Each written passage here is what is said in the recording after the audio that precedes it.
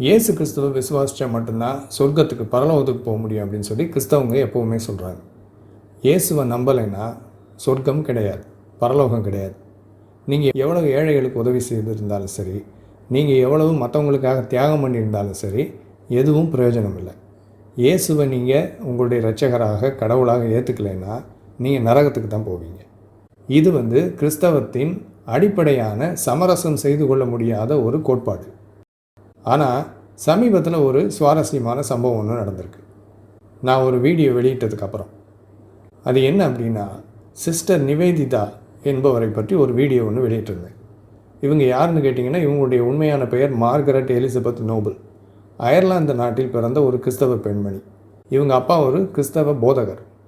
நான் சொல்கிறது இந்தியா சுதந்திரம் அடைவதற்கு முன்னால் நடந்த சம்பவம். இவங்க அந்த காலத்தில் சுவாமி விவேகானந்தாவை சந்திச்சிருக்கிறாங்க. சுவாமி விவேகானந்தா இங்கிலாந்துக்கு போன சமயத்தில் சுவாமி விவேகானந்தாவுடைய உபதேசங்களையெல்லாம் கேட்டு அதன் மூலமாக ஈர்க்கப்பட்ட இந்த மார்கரெட் எலிசபெத் இங்கிலாந்துலேருந்து இந்தியாவுக்கு வந்துட்டாங்க. அவங்களுடைய பெயரும் நிவேதிதான்னு மாறிடுச்சு. இந்தியாவுக்கு இந்து மதத்தை ஏற்றுக்கிட்டாங்க. இந்துவாக மாறி இந்தியாவில் இருக்கிற ஏழைகளுக்கு அவங்க சேவை செஞ்சுருக்காங்க. கல்வி கற்க முடியாத பெண்களுக்கு இலவசமான கல்வி கொடுத்துருக்காங்க.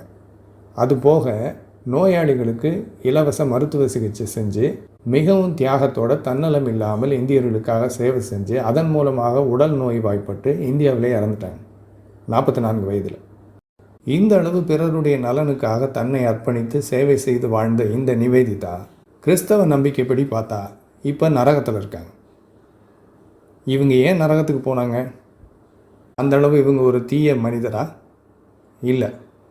அல்லது யாரையாவது கொடுமைப்படுத்தினாங்களா? அதுவும் இல்லை. அல்லது யாருக்காவது தீமை விளைவித்தாங்களா? இல்லை. ஏன் இவங்க நரகத்துக்கு போயிட்டாங்க அப்படின்னா, இவங்க கிறிஸ்தவத்தை விட்டுட்டு இந்துவாக மாறிட்டாங்க. இதனால தான் இதை தான் என்னுடைய அந்த வீடியோவில் நான் விளக்கி சொல்லியிருந்தேன். அதாவது கிறிஸ்தவர்களுடைய அடிப்படை கோட்பாடு இருக்கு இல்லையா, அதன் அடிப்படையில் பார்க்கும்பொழுது இந்த அளவு பிறருக்காக சேவை செய்து தன்னலம் இல்லாமல் வாழ்ந்த ஒரு நபர் இப்போது நரகத்தில் இருக்காங்க. அந்த வீடியோ வெளியிட்டதுக்கப்புறம் தான் நான் சொன்ன அந்த சுவாரஸ்யமான விஷயம் நடந்தது. என்னென்னா, ஒரு கிறிஸ்தவர் அந்த வீடியோவை பார்த்துருக்கார்.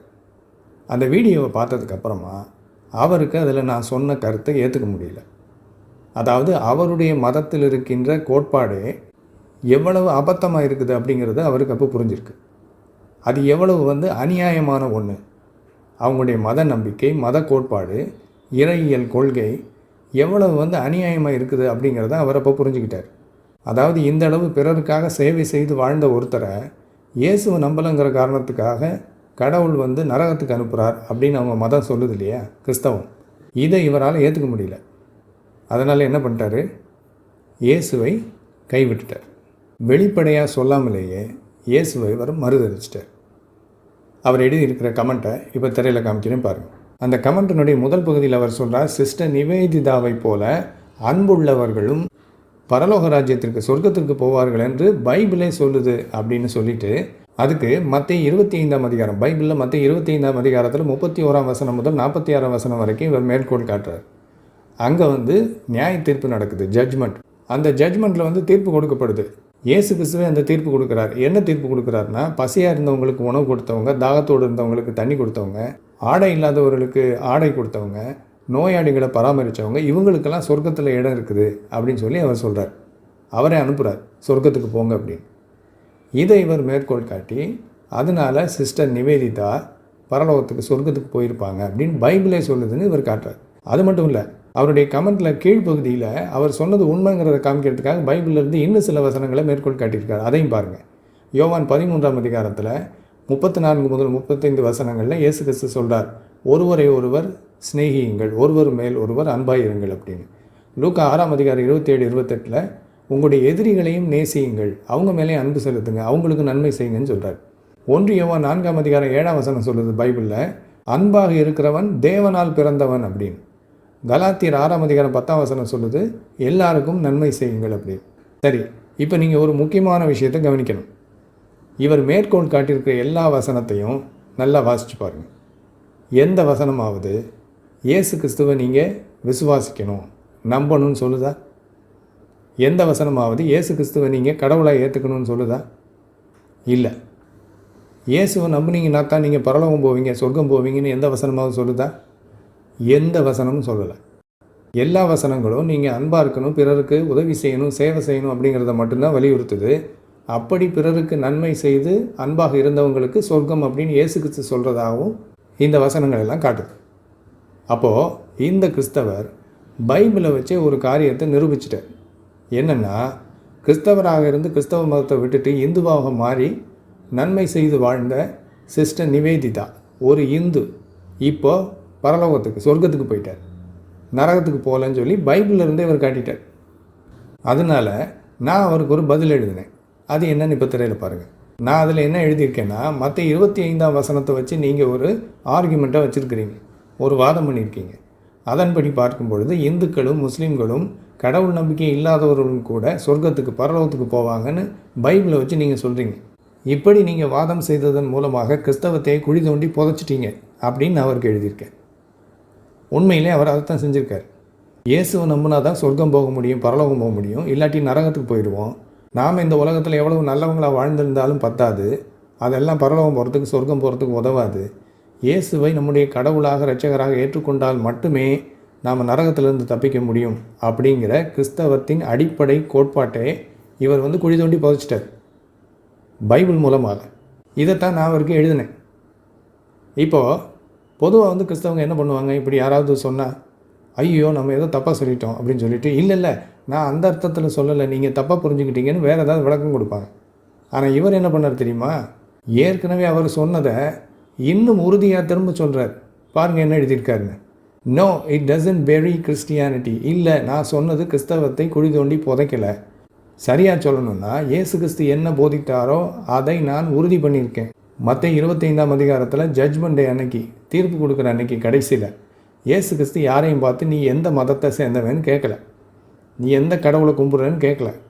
அவர் கேட்டதெல்லாம், நீ பசியாக இருந்தவனுக்கு சாப்பாடு கொடுத்தியா, தாகமாக இருந்தவனுக்கு தண்ணி கொடுத்தியா, ஏழைகளுக்கு உதவி செஞ்சியா, அவ்வளவுதான். அப்போது கடைசி நாளில் கடவுளுக்கு முன்னால் நிற்கும்போது நாம் எந்த அளவு அன்புள்ளவர்களாக வாழ்ந்திருக்கிறோம் அப்படிங்கிறத மட்டும்தான் அவர் பார்ப்பாரே தவிர, நாம் எந்த கடவுளை கும்பிட்டோங்கிறத பார்க்க மாட்டார் அப்படின்னு சொல்லி இவர் அவருடைய பதிலில் உறுதி பண்ணுறார். நல்லா கவனிங்க, இவர் ஒரு கிறிஸ்தவர், பைபிளை வச்சு தான் வாதம் பண்ணியிருக்கார், பைபிள் வசனங்களை வச்சு தான் காட்டுறார். கடைசியில் கடவுள் தீர்ப்பு கொடுக்கும் பொழுது இயேசுவை நீ நம்பினியா நம்பலையான்னு பார்க்க மாட்டார், நீ எந்த கடவுளை கும்பிட்றன்னு அவர் பார்க்க மாட்டார், நீ அன்பானவராக வாழ்ந்திருக்கிறியாங்கிறத மட்டும்தான் பார்ப்பார். அதை வச்சு தான் உனக்கு சொர்க்கத்தில் இடம் கொடுக்குறதா இல்லையான்றது தீர்மானிக்கப்படும் அப்படின்னு சொல்கிறார். சரியா? அப்போ இதன் அடிப்படையில் பார்க்கும்பொழுது சிஸ்டர் நிவேதிதா, கிறிஸ்தவத்தை விட்டுட்டு இந்துவாக மாறிய சிஸ்டர் நிவேதிதா இப்போ பரலோகம் சொர்க்கம்தான் போயிருப்பாங்களே தவிர நரகம் போயிருப்பதற்கு வாய்ப்பு இல்லை. இதை பைபிள் மூலமாகவே ஒரு கிறிஸ்தவர் நிரூபிச்சிட்டார். சரியா? அப்போ இயேசுவை விட்டுட்டு இந்து கடவுள்களை வணங்குவதற்கு போன சிஸ்டர் நிவேதிதாவுக்கு பரலோகத்தில் சொர்க்கத்தில் இடம் கிடைக்கும் அப்படின்னா அது எதை காட்டுது? கிருஷ்ண பரமாத்மாவை வணங்கி கொண்டிருக்கிற இந்துக்களுக்கும் சொர்க்கத்தில் பரலோகத்தில் இடம் உண்டு, அல்லாவை வணங்குகிற முஸ்லீம்களுக்கும் அந்த பரலோகத்தில் இடம் உண்டு, கடவுள் நம்பிக்கை இல்லாதவர்களுக்கும் பரலோகத்தில் சொர்க்கத்தில் இடம் கிடைக்கும். இயேசு கிறிஸ்துவை ஏற்றுக்க வேண்டிய அவசியம் யாருக்கும் கிடையாது, உலகத்தில் யாருக்கும் இல்லை. ஏன்னா இயேசுவை நீங்கள் நம்புறீங்களா இல்லையாங்கிறது கடைசியில் கணக்கெடுக்கப்பட மாட்டாது. இயேசுவை நம்பாதவங்களும் பரலோகம் போகிறாங்க. இதை ஒரு கிறிஸ்தவர் பைபிளை வச்சே நிரூபித்து காட்டிட்டார் நமக்கு.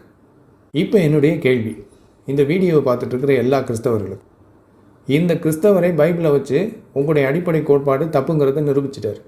இயேசுவை ஏற்றுக்கிட்டால் தான் பரலோகம் போக முடியும் அப்படின்னு நீங்கள் சொல்கிறது தவறுன்னு பைபிளை வச்சு காட்டிட்டார். நீங்கள் எந்த கடவுளை கும்பிட்டாலும் பரலோகத்தில் இடம் உண்டு, இயேசுவை ஏற்றுக்கணும்னு அவசியம் இல்லை.